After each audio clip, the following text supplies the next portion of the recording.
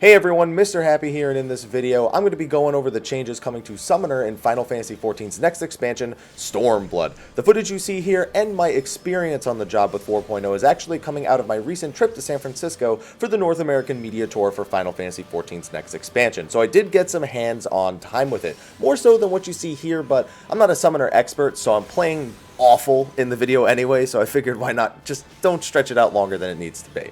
Also a reminder, all numerical values, animations, the ways abilities work, everything is still subject to change until June 16th when Early Access actually launches. So don't take what you see here as definitively how it's going to be when you get your hands on it. So before we go into what's new, let's cover the things that are the same with Summoner, or at least mostly the same. If there's any changes we need to bring up, we'll make sure to do that. Now, Ruin 1, 2, and 3 are actually all still separate for Summoner, and it makes sense considering they all have very different uses.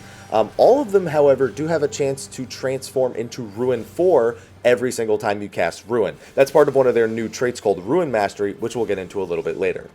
Bio and Miasma are still there as well, but Bio 1 and Bio 2 have been consolidated into one button, which is Instant Cast. Eventually, when you reach a high enough level, it's also going to transform into Bio 3.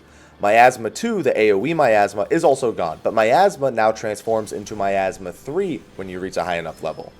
As for your summons, 1, 2, and 3 are still there, and I didn't see any new Eggy Glamours since I know some of you are going to ask that. Physic is still there, for, that's just because of Arcanist. Aetherflow is still there, but a new thing with Aetherflow is it actually can't be used while you're under the effect of Dreadworm Trance. I double-checked the tooltip from before, and you used to be able to do that, so you no longer can do that. Energy Drain is the same, Resurrection is the same, Bane, Fester, Tribind is still there, believe it or not. I was just as surprised in my Red Mage video to see that they gave Red Mage a similar skill. Rouse is still there, Shadow Flare is still there, but a nice little quality of life thing for Shadow Flare, it's now instant cast, so you don't need to use Swift Cast on it every time. Enkindle is still there, but I want to talk about the new trait that Enkindle got, as well as relate it to the trait that we talked about earlier with Ruin 4.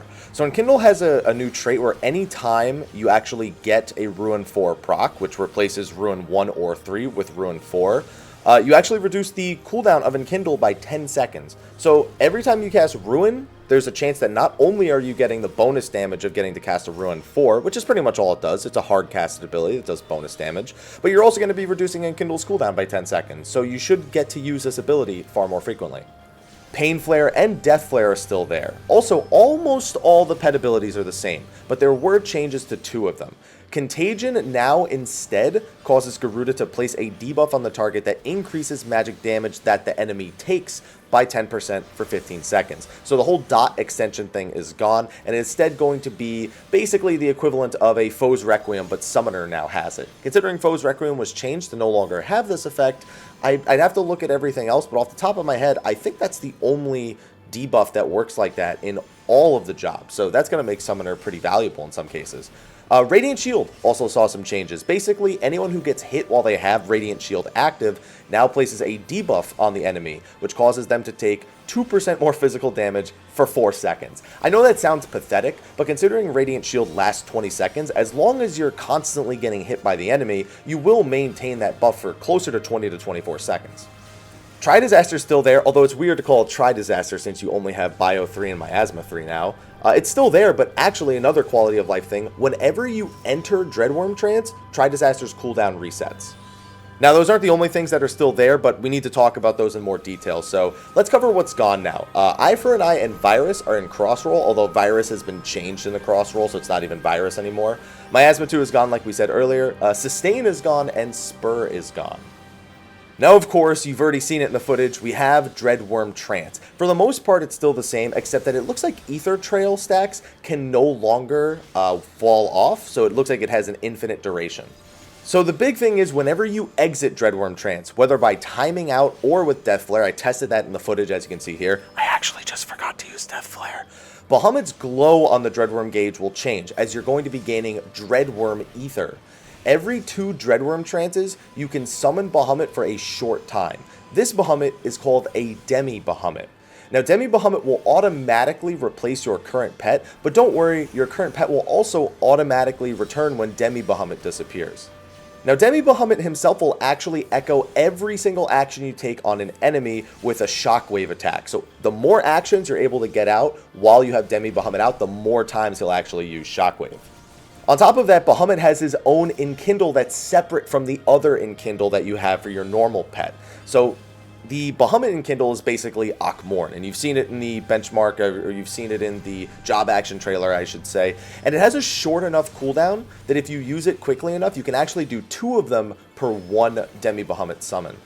Speaking about the normal Enkindle, by the way, both Rouse and your normal Enkindle are unavailable when Demi Bahamut is out, so you'll still want to use those on your actual pet.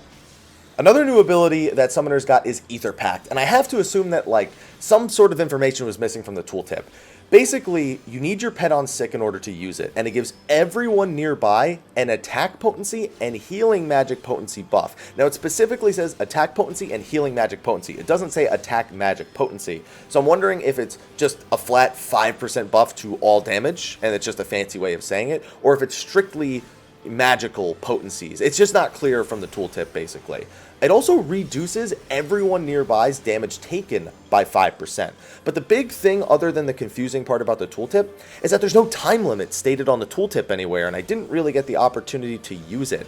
So I don't know if it's just like a permanent buff or debuff, if it disables your pet from using abilities for its duration. I have no idea. I feel like there's information missing, and this is an ability we will really have to wait till June 16th to see how it pans out. Other than that, I mean, the summoner playstyle is mostly the same. They got a ton of quality of life updates. The Tri-Disaster one is really big, not needing to worry about that and timing it with your Dreadworm Trance. Always having it whenever you go into Dreadworm Trance is big.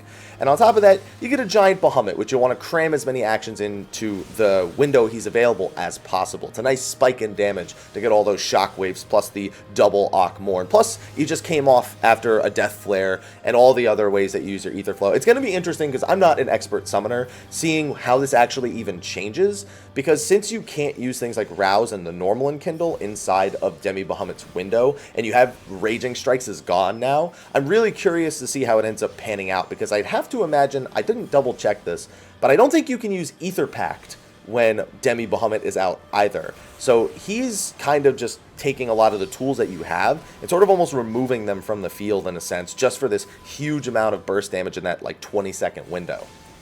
I'll wait for the professional summoners to get their hands on this, because I'm not going to make it make any sense, and all the good summoners are going to be like, Happy, you're wrong. So get to it. Oh, we almost forgot to cover the caster cross roll. So I didn't even equip these, but it's worth mentioning, like before, Summoner lost Raging Strikes. They did also lose Quelling, but they did get a replacement ability, so let's just go into what the caster cross roll actually is. So, like I mentioned earlier, Virus was put in Crossroll, but not really Virus. Only the Int and Mind part of Virus is available for Caster Crossroll, and that's the ability Addle. You have Break, which is its own ability plus, or its own damage, plus it inflicts a heavy effect. You have Drain, which deals damage and actually heals you, so you have a self-heal in your kit other than Physic now. One that deals damage at that. You have Diversion. This is your replacement for Quelling Strikes, so you'll probably want to take that. But more interestingly is Lucid Dreaming, which is basically Shroud of Saints, and the casters have that in their cross roll. So considering you have Shroud of Saints, which cuts your enmity in half, versus Quelling Strikes, which lowers your enmity generation, I'm curious to see what summoners' opinions are on which one they want to take. I'm not all familiar with the rate at which Summoner Enmity generates, so if you actually need Quelling Strikes in the first few seconds, or if it's smarter to get the bonus MP coming out of Lucid Dreaming. But I haven't seen any Summoners really struggle with MP as of late, so I don't think Lucid Dreaming's a big deal. That might change in the expansion, though. You have Swift Cast, you have APOC, which is a nice new little thing to have on Summoner. You also have Mana Shift, allows you to give 20% of your MP to an ally. That really feels like it's more fit for Black Mage, but as a Summoner, you do have it too if your healer's in desperate need. Surecast, by the way, still has the old effect, but it also has a new effect. It prevents some forms of CC for 10 seconds as well, so it does a little bit more of a benefit. And also Erase, which allows you to remove dots from an ally. Now, of course, I'm not going to sit here and spell out a summoner rotation for you, but hopefully you managed to get some good information and some clarifications after the recent live letter number 36 from this video. Be sure to like, favorite, subscribe, and share, and stay tuned. I've got a bunch of other Stormblood videos coming out, so you'll want to be here for them. Anyway, thank you for watching, and until next time, take care.